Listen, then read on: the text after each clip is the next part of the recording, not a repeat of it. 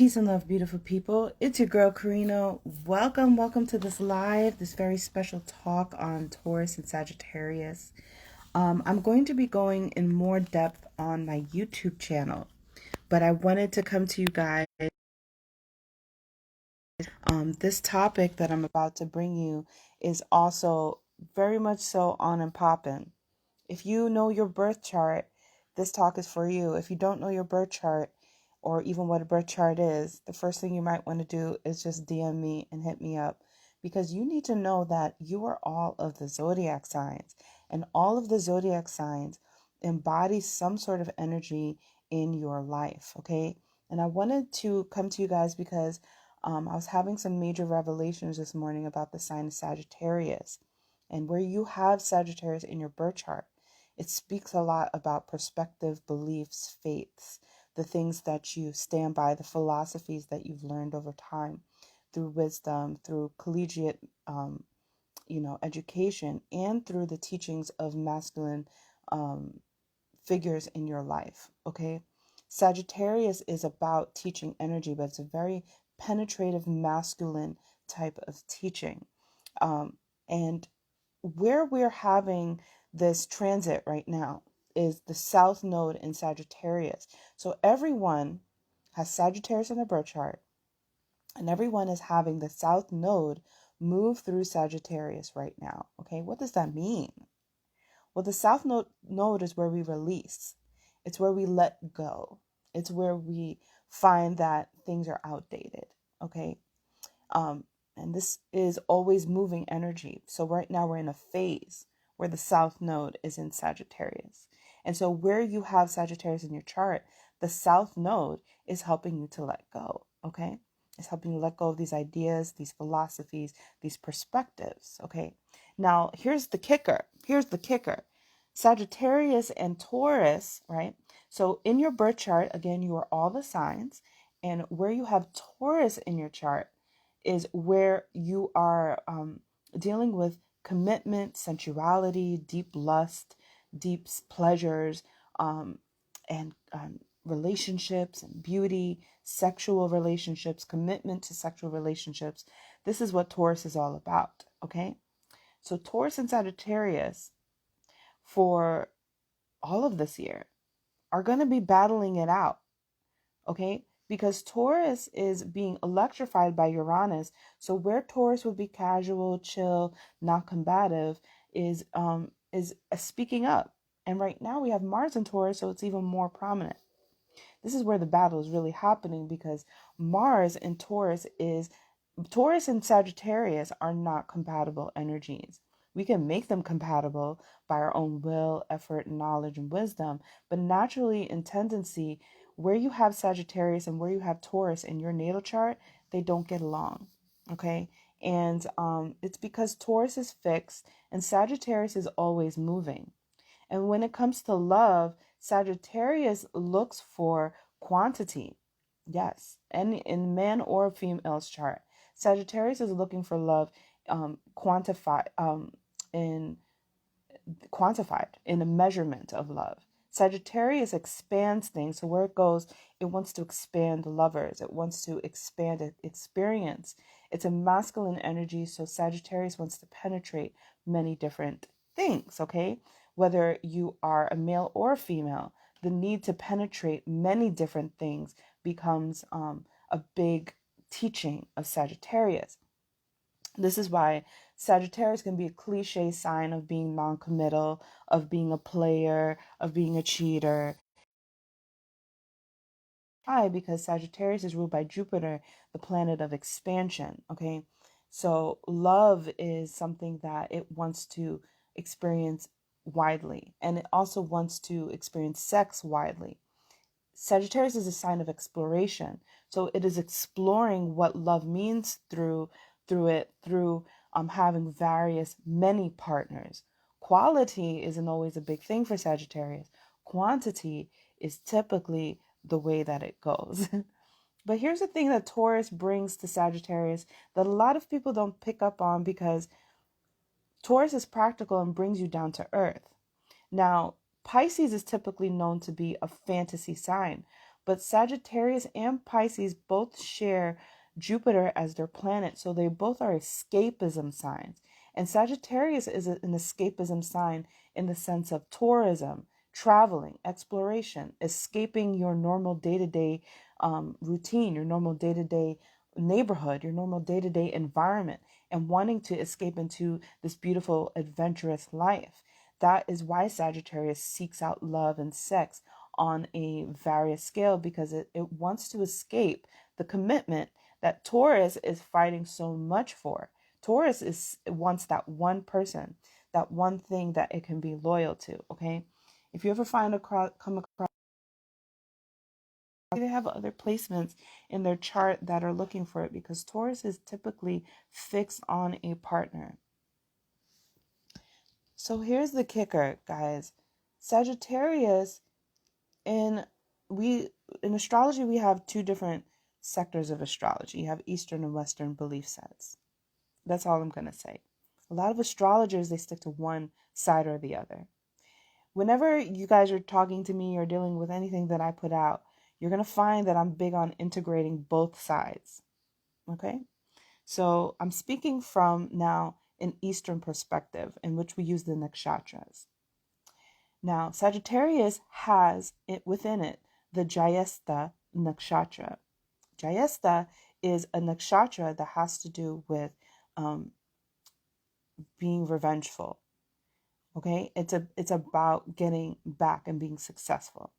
And a lot of Sagittarius energy is about that as well, especially in the Jayesta degrees. They want to be successful. They want to be sometimes dark and revengeful, because when you integrate tropical and Western, Sagittarius can be a Scorpio.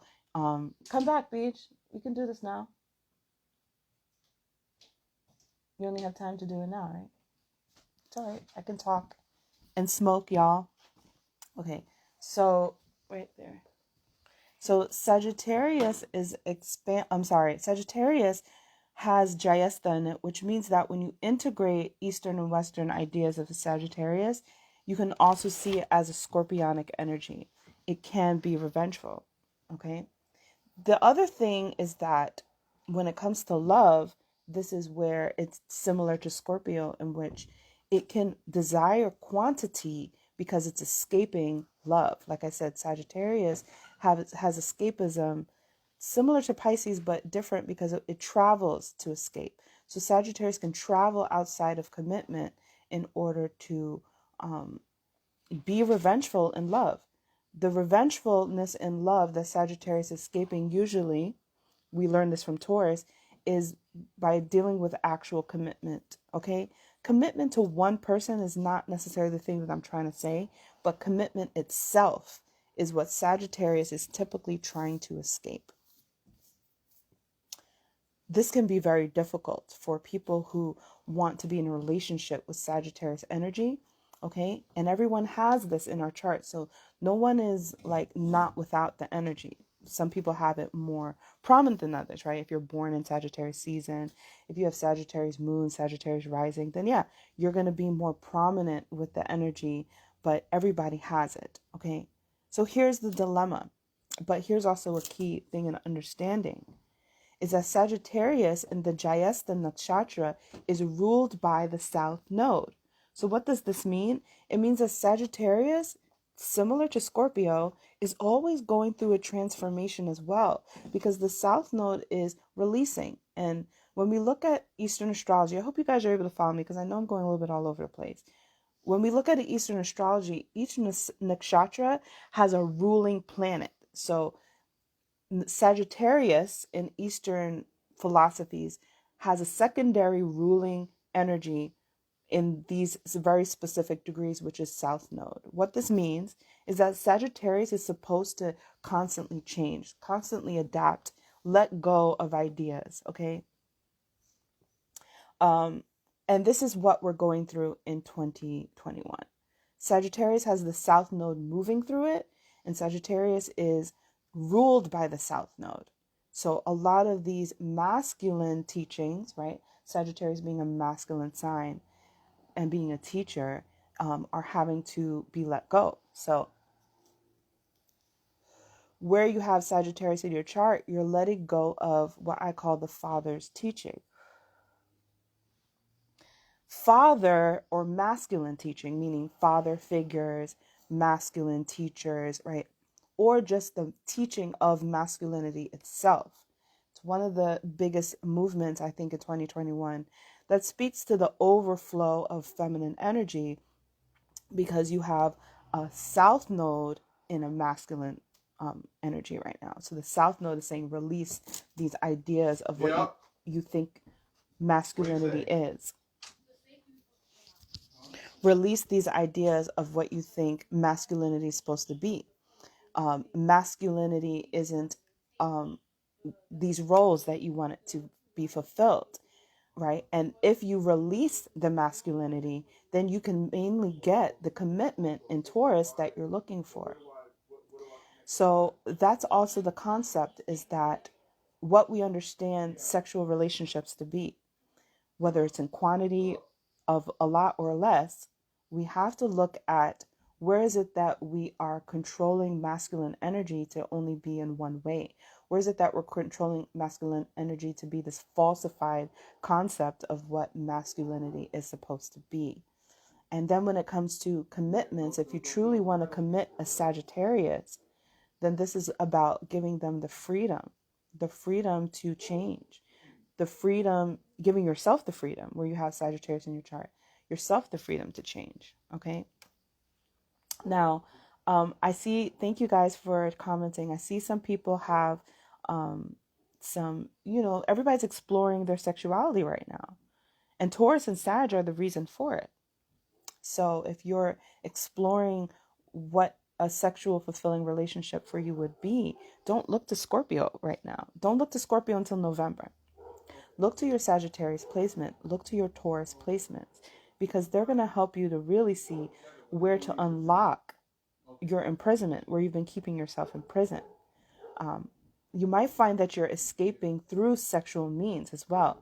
That's another thing. So I have Hi Devante talking about poly relationships. A lot of the times, even the idea of poly relationships is an escapism, because it's still a relating energy. You have to relate to a person. In fact, you have to relate to more people. So masculine energy is about learning how to relate more than just use people, which I think is some of the teachings that we have been embodying. But that's for me. You guys have to figure out what is the masculine form of how masculine energy is supposed to be experienced in sex right now, and discover for yourself, what do you need to release in your own perspective, because I have mine. I have my conditionings. I have my conditioning on how it's supposed to be, but that's very different. So this is why you'll also clash with people. You're clashing with people because you guys have different things that you need to release. Okay. For me, it is about the idea of quantity, because as much as I feel like quantity can allow you to explore sexual pursuits, too many sexual partners, for me personally, is creates a flow of draining energy that doesn't work. Now, I am a Taurus, so maybe that's also why I have Taurus energy, Taurus Sun, Taurus Mars. So for me, it's about radically being committed to a singular relationship, right? But that may not be for everyone. So you want to look at, what are your ideas about exploring sexuality in relationship and outside of relationship? What are your ideas about quantity versus quality? Not everything is going to be the same. Some people may find that quantity is important for them in order to learn about themselves, right? Some people may find that quality, right? That singular or just two people in relationship is important, because they can't handle relating to more than one person. So a lot of this is going to be about a personal discovery, but I wanted to let you guys know and bring to your attention that the scuffle of relationships and sex is very big in 2021. The energy is very flirtatious. It's very fun. It's very stimulating. But the fight, whenever you find fight, it's going to be the conflict of Taurus with Uranus and Taurus all year long, and the South Node in Sag all year long. And they're both very different energies. Okay. They both want sexually fulfilling relationships, but they both go at it in different ways. So you may be more heavy Taurus and may be fighting with the energy of not feeling good enough because of the concept of quantity. Because Sagittarius challenges Taurus based off of changing and having quantity.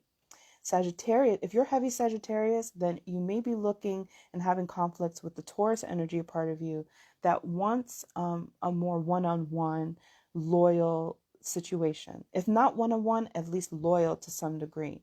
And loyalty for Taurus can be very possessive. You may be dealing with somebody who is challenging how much you indulge in your sensualities, or how many partners you have, right? Because they're both sex signs. All signs are sexual, but the sexual morals of Sagittarius and Taurus are very different. But what they do create is the energies of the number 33, the master number 33. The only energies in the zodiac that create master number 33 is Pisces, Sag, Taurus, and Libra. Because in order to create the energies of master number 33, you need Jupiter and you need Venus to be in your brew, in your chemical, frequencies. You need Jupiter and Venus, okay? But Jupiter and Venus fight each other. Jupiter wants to spread his seed out into as many things as possible. And Venus wants to have one-on-one relationships, one-to-one relationships. It is what it is. So we have to discover where to find harmony in those areas of our lives. Okay. I think that if you heavy Sagittarius, you may have relationships that you feel are sexually exciting, sexually stimulating, but it may not be spiritually stimulating, which Sagittarius is looking for. Sagittarius is looking for that higher perspective, that higher connection, that joyful, optimistic, almost slightly religious connection, because it is something they do religiously, but a high faith, right? A high faith. So the thing with Sagittarius is, can you create a quantity of relationships to be of a high faith, right? To be spiritual and sexual. And that's where Sagittarius often goes wrong, because it's very difficult to manage quantity. It's very difficult to manage. Who is a really good manager? Energies that are earth-like, right? Virgo, Taurus, Capricorn. They're more of the managers, right? So often the spiritual energy of Sag, which we learn from the Jayesta Nakshatra, is learning how to have spiritually and sexually fulfilling relationships.